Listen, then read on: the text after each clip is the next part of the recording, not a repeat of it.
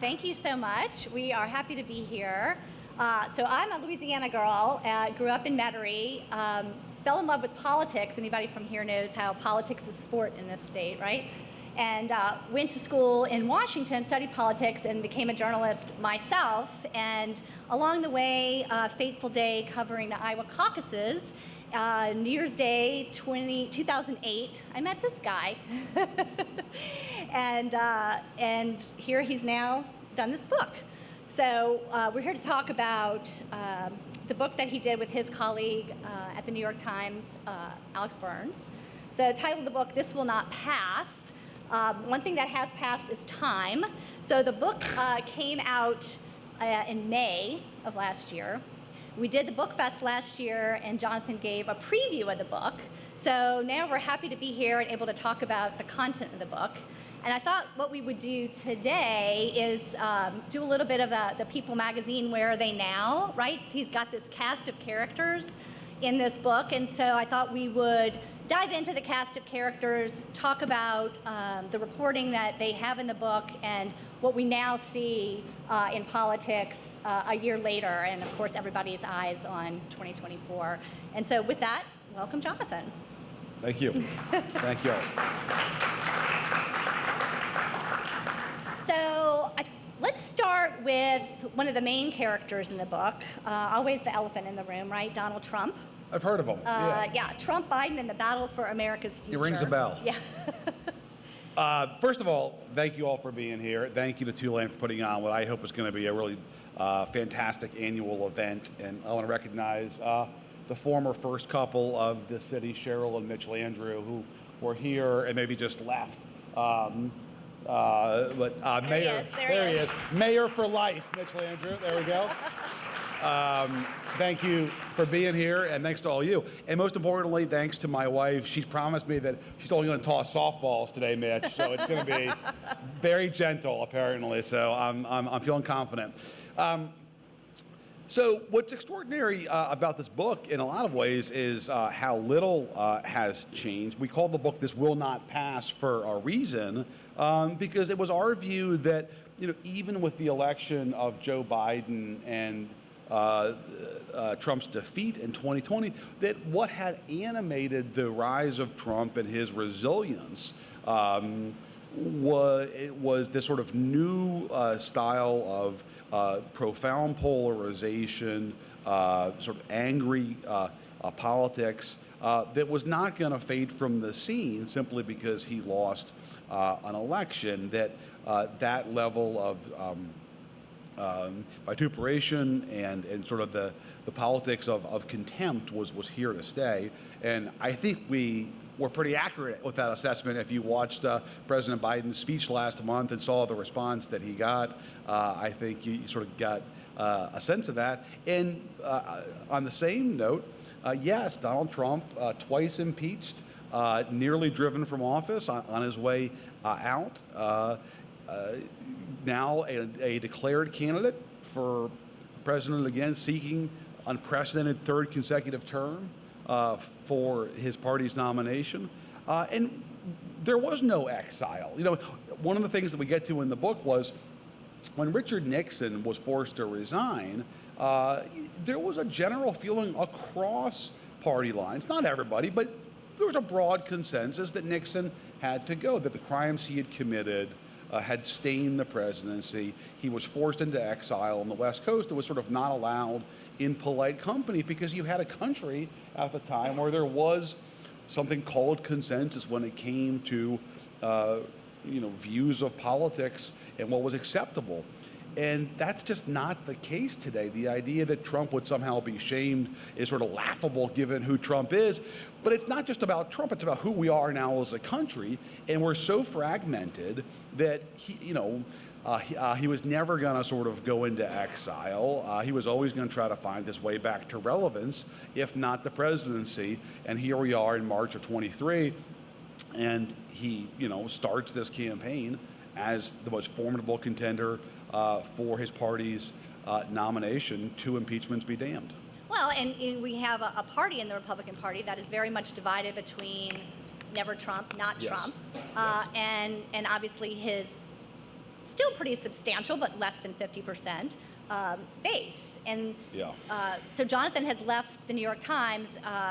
His colleague as well, they're at Politico now, back where they actually started. And Jonathan's writing a column for them and was just in Austin last week where there was one of these, Karl Rove initiated donor conferences where you've kind of got a parade of some early candidates walking through for dollars and whatnot, and wrote a column out this morning about that division within the party and what that means for the other candidates and how they are treating Trump, and also doing the math themselves, really realizing there can really only be one Trump alternative in a primary. If you have this crowded primary system that we had in 2016, that's how he can emerge with the math in the winner-take-all primary system that exists. Yeah, the challenge that the Republicans have, and look, I think that over 50% of today's Republican Party does not want Trump to be their nominee. And if you look at the head-to-head surveys between Trump and DeSantis, no matter the state, DeSantis is usually on top. But as we know, the Republican primary is not that simple. And, Trump was a plurality nominee in 2016, took advantage of a fractured field. And that's why in the early going this year at these donor summits that, every weekend there's one being convened somewhere in Palm Beach or Palm Desert or Austin where I was. And there's no doubt that the sort of party elites, the donors, the strategists, the governors, lawmakers, almost overwhelmingly want to move on from Trump. They fear he can't win a general election and want to turn the page. Well, that's the challenge, right? Because that's not where all the voters are. Trump still has a substantial following. Now, the huge question is, what is that following? What's his floor, right? Is it 25? Is it 35? Is it 40? That's not totally clear. Here's why that matters. If Trump is in Iowa, New Hampshire, South Carolina, Nevada next year, and he is the lead vote getter in those states, no matter what he gets, whether it's 32 or 52, he gets all the delegates from those states because the Republicans have winner-take-all rules. It's a little in the weeds here, but that's really important to know. So you get all the delegates if you win that state, no matter what your actual margin of victory is. And that's how Trump would, I think, get the nomination again. But what's so striking now is because there's this urgency to find an alternative to Trump, the so-called Stop Trump, a lot of people in the party are hoping and praying that DeSantis is the answer, that he's the one.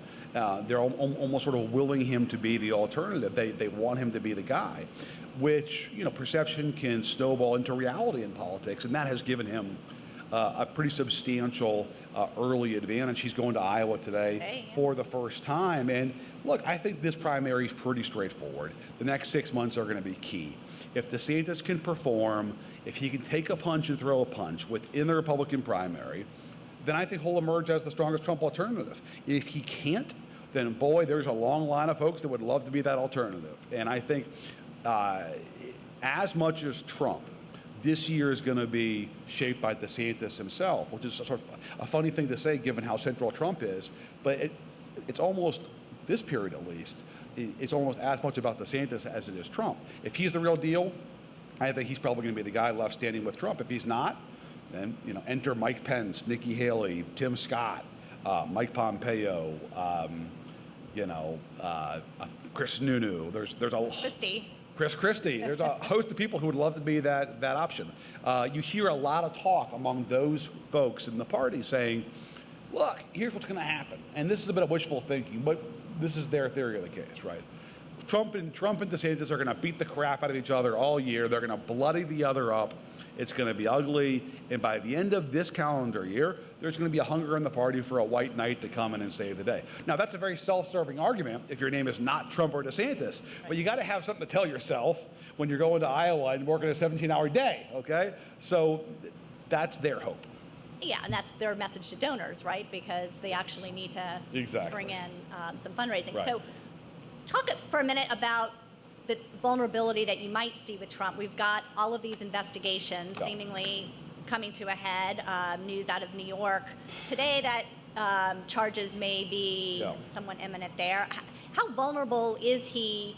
And I also want to talk about January 6th as a part of that, but how vulnerable does this make him? You talk to a lot of people who know the law and have been following these investigations, and they'll tell you it's a matter of when, not if, that there's a criminal indictment returned in some jurisdiction against Trump for something. Now, it's March, before that for a while now. It hasn't happened yet, but that's what you hear. I think there's two things. One is, I think among his hardcore supporters, it would solidify the sense that he's being persecuted, that he's being targeted by an out-of-control legal system that is trying to, stop his restoration, and he'll play that up and raise money off of it and portray himself as the victim.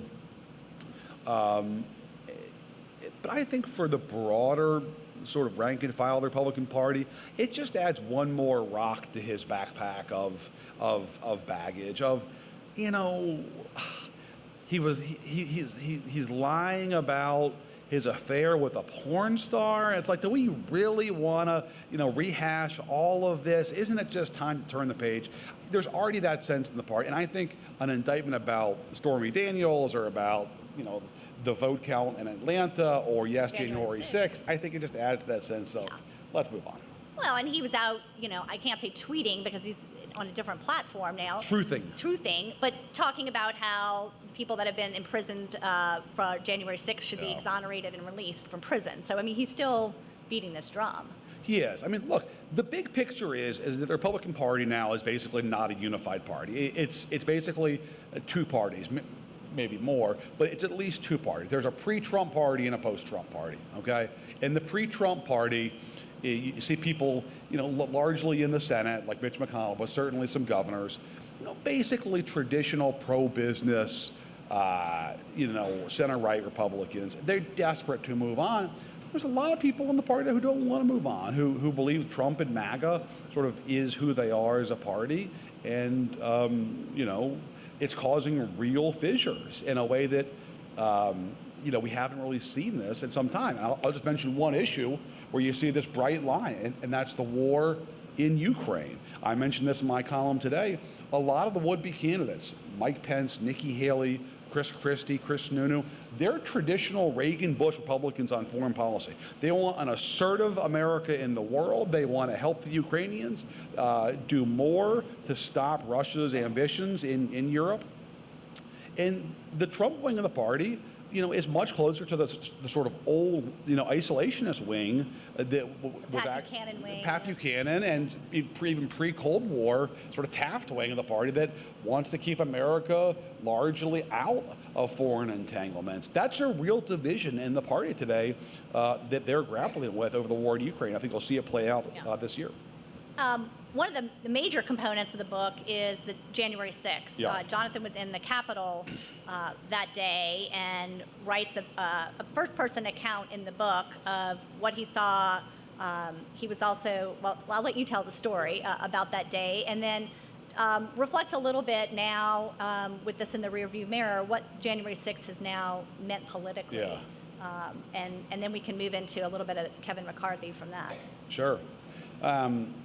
So I had been in Georgia the previous day. January 5th was the day that the Democrats picked up those 2 Senate seats in Georgia, of course, to capture control of the Senate. I took the last flight from Atlanta back to D.C. on the 5th, knowing that the 6th was going to be a momentous day. I had no idea what was going to happen, but I knew it was going to be a sort of newsworthy day. I kind of wanted to be there for purposes of history.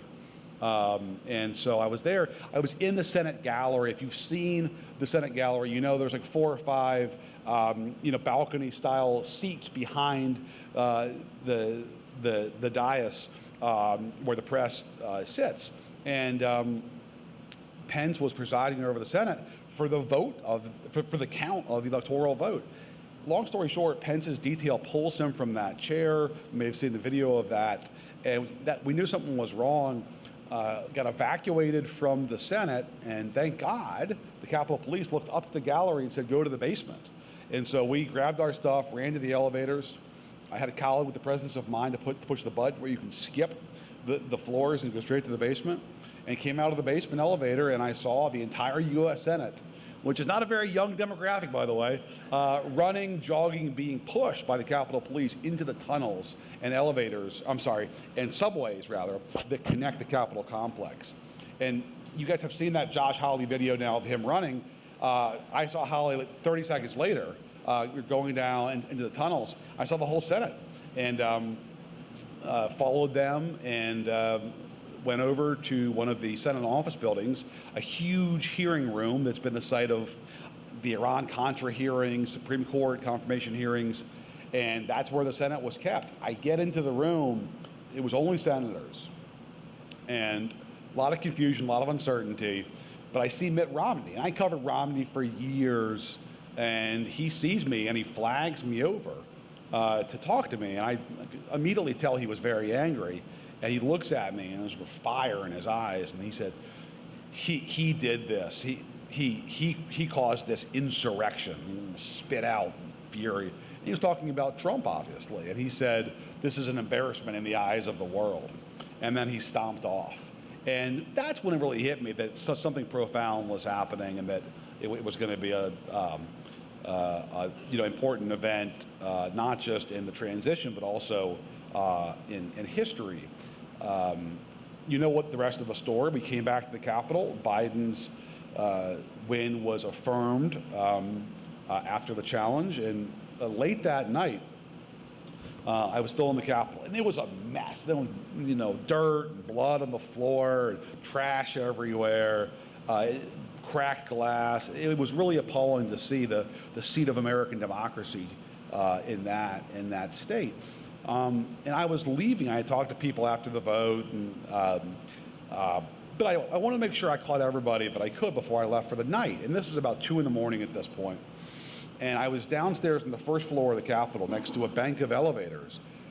And I know that Mitch McConnell takes those elevators when he leaves at night, as we know now from the news the last couple of days. McConnell had polio as a child, so he has a limp, and that can affect his walking. And sure enough, at about 2 a.m, McConnell comes off that elevator on the first floor of the Capitol, and I'm standing there by myself. And McConnell is just with himself and his security detail. And there I am. And so, as they say, it's better to be lucky than good. I was very lucky. And McConnell flags me over to talk, which is pretty rare. Usually it's me chasing him. And he's looking for intel. McConnell wanted to know what I had heard because he had been evacuated with the rest of the congressional leadership to Fort McNair that day. And so he was sort of out of the loop in terms of the political impact of what was happening. So McConnell says to me, "What are you hearing about the 25th Amendment?" And what he means by that is, is there talk about forcing Trump to resign, driving him from office under the 25th Amendment, declaring him unfit to serve? And that was how serious that day was. And I told him when I had heard some chatter about it when I was with the rest of the Senate in the holding room that day. But then I quickly turned the tables because I wasn't going to miss my chance to ask him a couple of questions.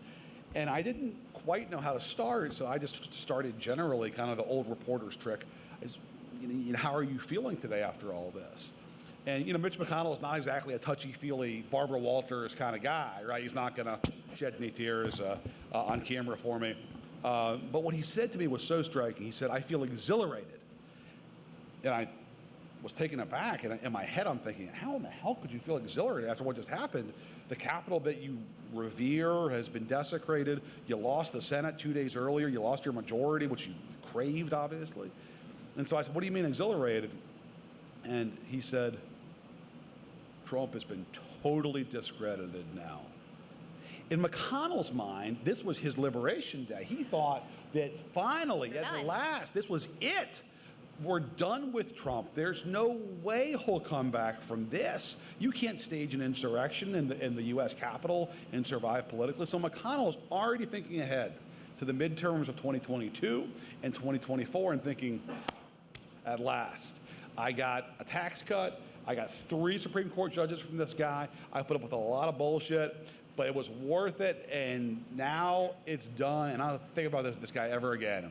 And he said if he tries to intervene in the 22 midterms, he said, we'll stomp him. He said, we'll kick their ass everywhere. We know the midterms turned out a little differently, and Trump got his way with his candidates, and it was precisely what McConnell feared. McConnell knew if Trump muscled through those candidates, they'd lose the general election because they were election deniers and they were deeply flawed. And he was right about that, but he was wrong about Trump's impact fading. Yeah, and now we have Speaker McCarthy, Yes. which also figures prominently in the book, because after January 6th, there was a lot of discussion within the party of what do we do? Yes. How do we get this guy out of here? Right. And there was a point at which things changed, but you all were able to capture audio tape of meetings within the House conference, shedding light on the fact that, to McConnell's point, they wanted him gone. Yeah, and I wish Alex, my co-author, was here to talk about this too, but probably one of the biggest pieces of news from the book, and that perhaps saw coverage of last year when it came out, was we obtained a series of audio tapes in the days before and after January 6th among House Republicans.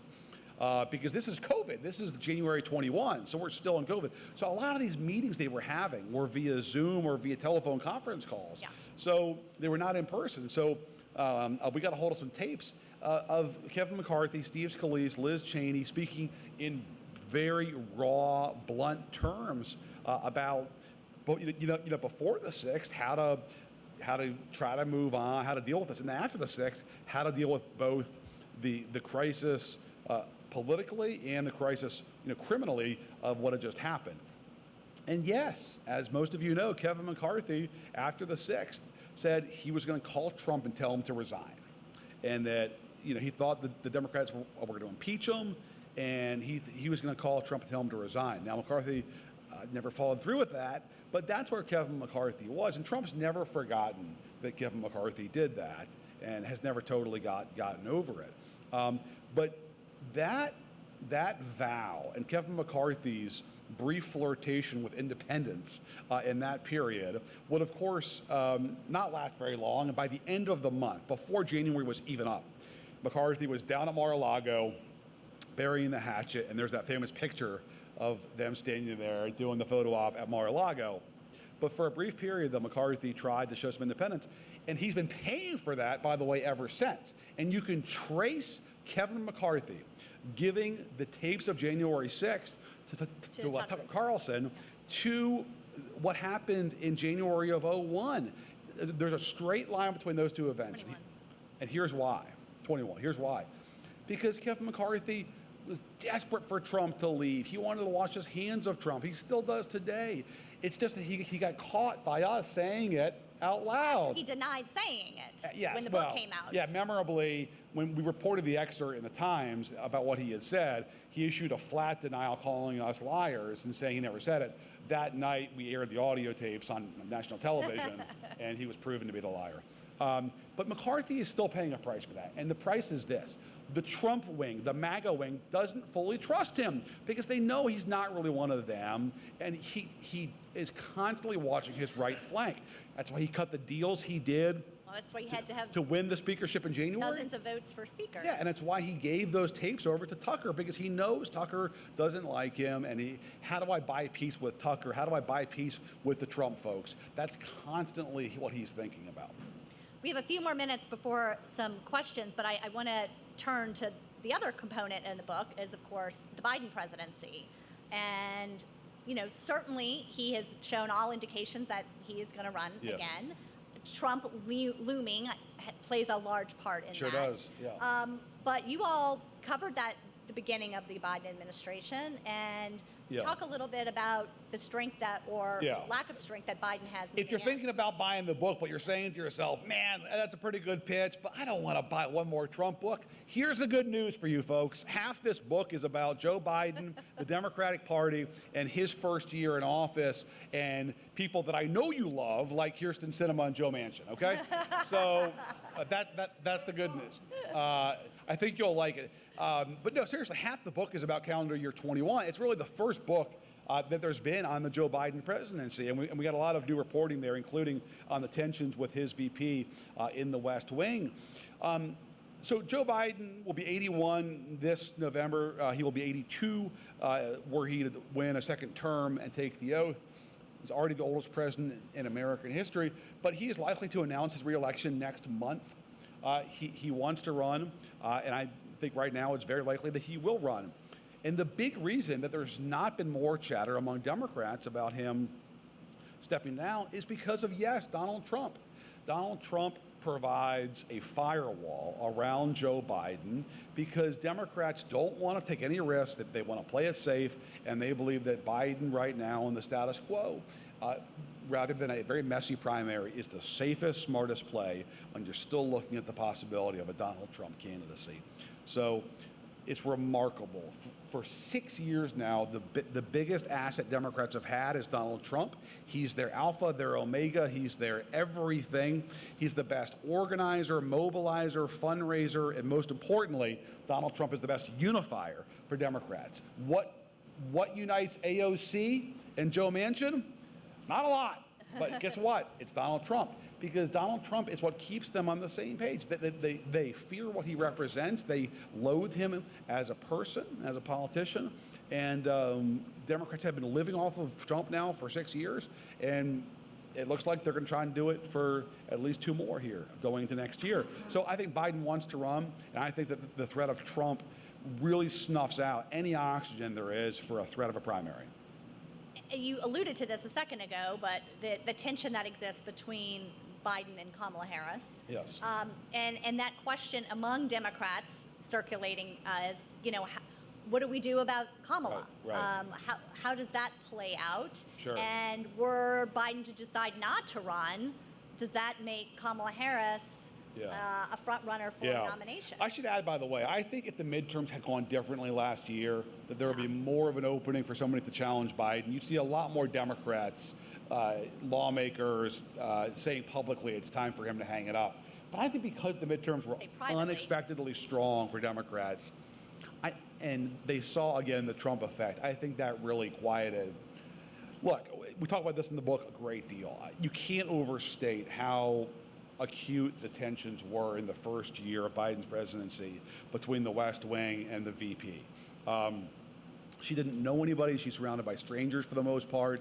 Look, every VP president matchup is a shotgun marriage, okay? These are arranged deals. It's not true love. This is, all right, okay, it's by its very nature, it's awkward. Don't buy the line that, Biden and Obama were like long lost brothers. It's all political, okay? This is not new for Joe Biden and Kamala Harris.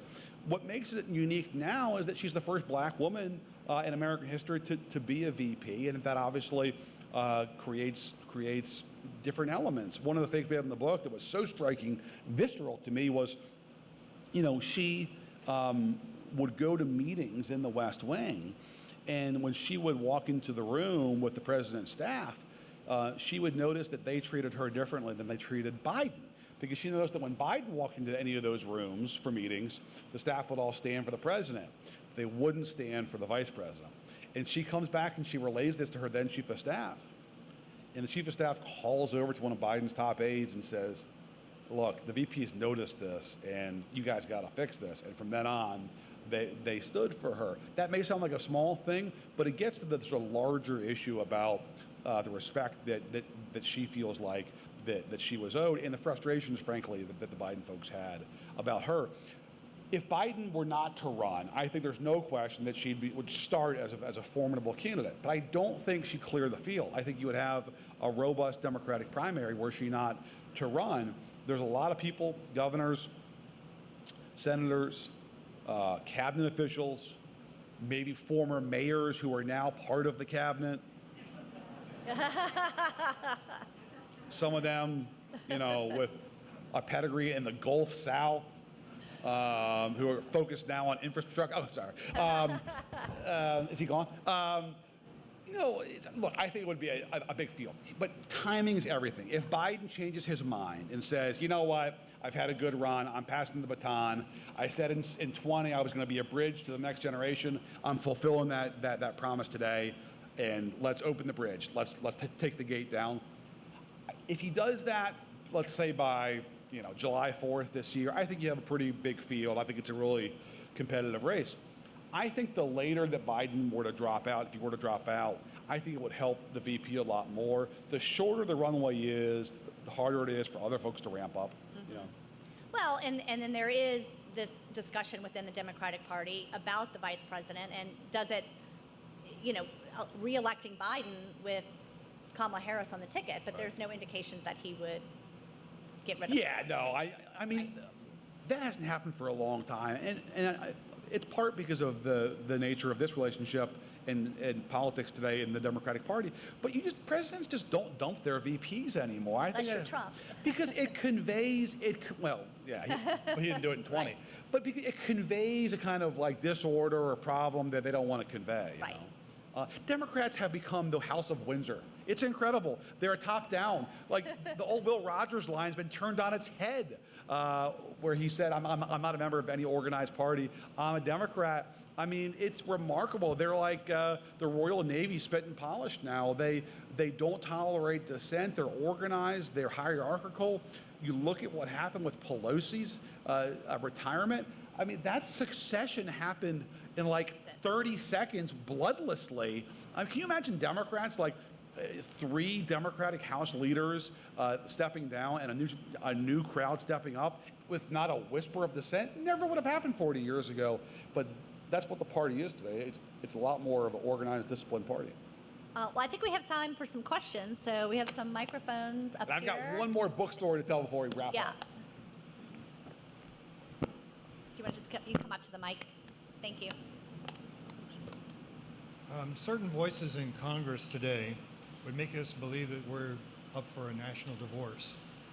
But division isn't new to this country. It started with the Constitutional Convention. Right. It started with Whiskey Rebellion. It's been part of our national life. But if you were to put a temperature gauge of how divided we are today, where do you think we stand? Yeah, I mentioned that Nixon's exile wouldn't have happened today because, a third of the country wouldn't have believed that he was guilty of the crimes, and, some folks wouldn't care and would brush it off or focus on the other guys. And I think that applies to what's happening today. There's just a lot of people, mostly but not entirely on the right, who don't have faith in any institutions, including the media, but also politicians too. And I think that is sowing the seeds for sort of this deeper and deeper polarization. There's also the fact that we don't rely on the same facts, right? There's an old Pat Moynihan line that, everybody's entitled to their own opinion, but not their own facts. Well, not so much anymore. Sorry, Senator. People now do believe in their own version of reality. And I think the acceleration of technology and the rise of social media has sort of created that. I think Trump's a symptom, much more than he is the sort of creator of this moment now. Trump wouldn't have been a factor in a different time politically, a more consensus-oriented era. How concerned am I about today? Look, I am. I don't have a lot of good news on our divisions. There's a reason why we call the book "This Will Not Pass." We talk about this quite a bit. Historically, if you look at past crises in America and what brought folks back together, it was invariably something bigger happened. A war, a Great Depression that got folks out of their partisan stupor and brought people back together. Well, we had a crisis like that. It was called a once-in-a-generation pandemic. It affected everybody in this country and really all over the world. Not only did it bring folks back together, it deepened the trenches. It tossed more logs on the fire of our polarization. Masks, vaccines, it just became fodder for greater and greater division. So I don't have a lot of good news on that front, except to say 2 things. One is, a lot of Americans are apathetic. They don't follow this stuff that closely. They're not coming to the Tulane Book Festival, sadly. All right, they're just not that engaged. So I think that's a little reassuring in some crazy ways. They're going to pick up a gun and fight a civil war for what? They're not going to get off their couch for anything. The other thing that gives me some solace is just the long arc of the country. Look, we've gotten it wrong time and time again, but we do tend to get it right eventually. Who else? Other questions? All right, well, come on, Karen, let's go. Got one right here, and then we'll do All right. Why don't you go since you're at the mic? Go ahead, Karen. I'm so glad you chose me. This is my question. Are there any swing voters left? Oh, yeah. Or is it all Republican, all Democrat most of the time? No, that's a great question. Are we all red and blue? Yes. Look, Joe Biden would not have been elected president were it not for the existence of swing voters. They are not unicorns. Look, Joe Biden won back just enough of the Trump electorate in Georgia, Arizona, Wisconsin, Michigan, and Pennsylvania to prevail in the presidency. Gretchen Whitmer in Michigan, the governor, would not have won by 10 points last year in her reelection were it not for swing voters in Michigan. It's a lot of Trump voters who are voting for her out there. So yes, they do exist. Are most folks now tribal voting for the red or the blue team? Absolutely. But there's still plenty of folks who will swing. Yes? Yeah, I was wondering, can you talk a little bit about the DeSantis phenomenon? Yeah. I'm just curious that for someone who's not in the party, he seems to me essentially the same as Donald Trump, Yes. but without the obvious mental illness. And I'm just wondering, is there a Tough but fair. is there a never DeSantis wing of the Republican Party, and if not, why not? Mm-hmm. I'm glad you asked about it. I find him so fascinating, and I'm going to write about this more. I can't remember a governor who became a celebrity, at least by political standards, as quickly as him. If you think about other people, George W. Bush, Arnold Schwarzenegger, they had pre-existing celebrity by dint of who they were or their last names. Yeah, but I mean governors, right? Oh, yeah. And the closest time I can think of is the rise of Obama between 2004 and 2007, in which it was just a rocket ship taking off. What did it for DeSantis? I think it's two things. And two things that are connected: COVID and Fox News. I think his response to COVID and his skepticism about COVID spoke to a large segment of the Republican Party, and he had a vehicle to do it on Fox, and he became famous overnight. It's remarkable. Most surveys you see of governors from different states, people in California don't know who the governor of Florida is. Not only do they know who he is, he's now almost on par with the former president in a lot of these early surveys, and head-to-head races beating him among Republicans. It's remarkable to me how fast it's happened. And I think, lastly, it speaks to the hunger of a lot of Republicans to find an alternative. Who else we got? Who can sort of keep the Trump folks together, is good enough for them, but also is going to be competent? And mark my words, if he is the Republican nominee in the fall of 2024, we're going to hear a lot less about COVID and a lot more about hurricanes. Because what he will be saying to those swing voters that do exist is, I'm not Trump, and if you don't believe me, look at how I handled the hurricanes that came to my state. I'm not going to fall down on the job. I'm a serious person. I'm an adult. I can govern this country in case of a crisis. Yeah.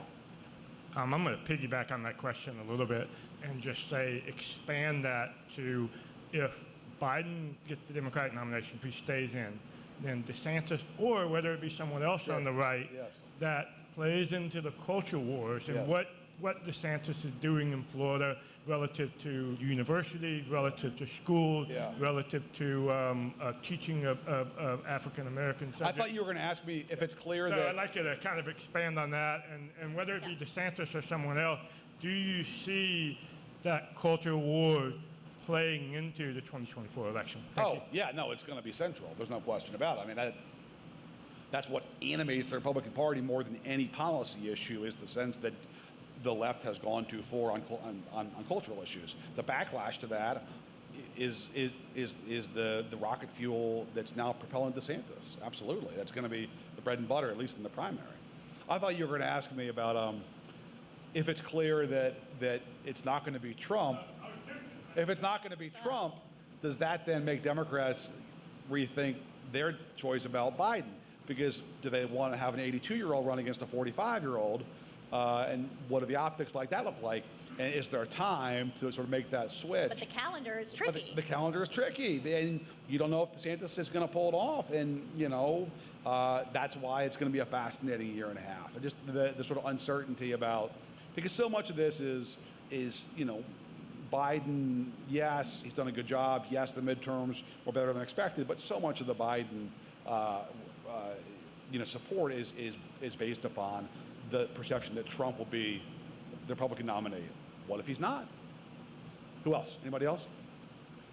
Yeah. You think Kristen Sinema's going to run for re-election? If she doesn't, what jobs would she probably do after her Senate? The question's about Kirsten Sinema. Is she going to run for the Senate? And if not, what job would she be up for? Walter Isaacson's walked into the room. How about a visiting Tulane professorship for Senator Sinema? Would that go over well here with the faculty, do we think, at Tulane, Walter? What do you think? Exactly. I've actually talked to folks this week about that very question. I'm intensely curious.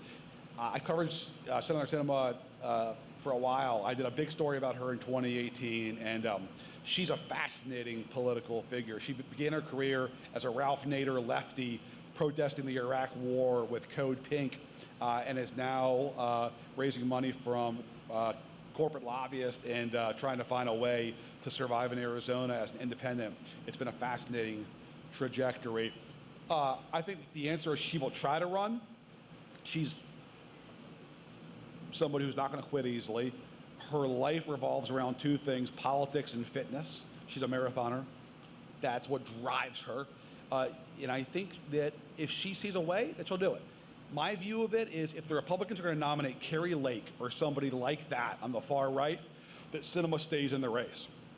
Because she can then be the de facto McCain Republican nominee and pull together a coalition of center-right Republicans and independents. If the Republicans are not going to nominate a far-right candidate, I think it's really hard for her to win, and I think she'd probably figure that out pretty fast. There'll be a lot of polling done by her, you can be assured of, but she's raising a lot of money right now, and she's going to try to do it, I think. But I think it'll hinge in part on who the Republicans put forward and if Lake runs. Let me tell you one last, yeah. Can you comment on the debt ceiling and whether or not the outlines of a compromise and the Republicans? That's an easy question. It's going to be painful, blood on the floor. Kevin McCarthy knows his speakership's on the line, and it's going to be difficult for him to cut any kind of a deal at all without imperiling his speakership. Should I tell the Lindsay story? You got 1 minute and 15 All right, fast story before we go, because it's one of the most fun stories from the book, and you guys will love it. We go to interview Trump in April of 21 at Mar-a-Lago, Alex and I do, for the book. And we sit down at Mar-a-Lago, and it's like 4 o'clock in the afternoon. It's the early bird special. His members of the club are coming in. He's back in maitre d' form. He says, you look great, new hair, it looks fantastic. Try the shrimp cocktail. It's prime rib night. It's Wednesday. Folks, you're going to love it. I mean, he's back to being a maitre d'. But the most memorable part, besides him selling prime rib night, was during the interview, his cell phone rings. And like most of us, if our cell phone was to ring, we would either send the call to voicemail or stand up, excuse ourselves, and leave the room. Trump does neither of those things. He takes the call, puts the caller on speakerphone for Alex and I to listen to. That caller was none other than Senator Lindsay Graham of South Carolina. And Lindsey Graham had good news. Herschel Walker was going to run for the Republican nomination in Georgia, and Lindsey had delivered Herschel Walker. He's very excited to report. Trump is having this conversation on speakerphone, finally tells Lindsey Graham, Lindsey, by the way, I'm here with these two guys from the New York Times, Jonathan Martin and Alex Burns. You're on speakerphone. And you can hear Lindsey Graham swallow. It's like, you could have told me that earlier, man. We soon realized why Trump has told Lindsey that we're there. Trump says, hey, Lindsey, while they're here, tell them how powerful is my endorsement in the Republican Party. And Lindsey, he sings for his supper. He knows his duty. He says, guys, let me tell you, I've been around politics for 50 years almost. I have never seen somebody's endorsement move votes like this. It's incredible. And Trump's beaming, holding his phone up like this and saying, he's so proud. Then he says, Lindsey, tell him about my golf game. And now we're getting serious.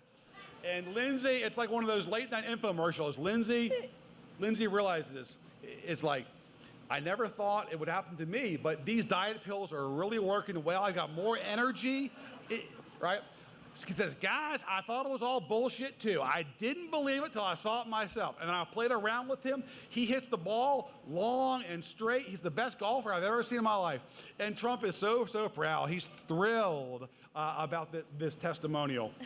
Alex and I, of course, leave the interview, get back in the car, and we're leaving Mar-a-Lago, leaving Palm Beach, and we're just, tickled about this. It was a great moment. And we said, you know what? Let's call Lindsey. And so we call him up. in the car while we're leaving Palm Beach going back to the airport, and he picks up the phone, and the first thing he says is he gone? Thanks, y'all. Appreciate it. Thanks, everybody.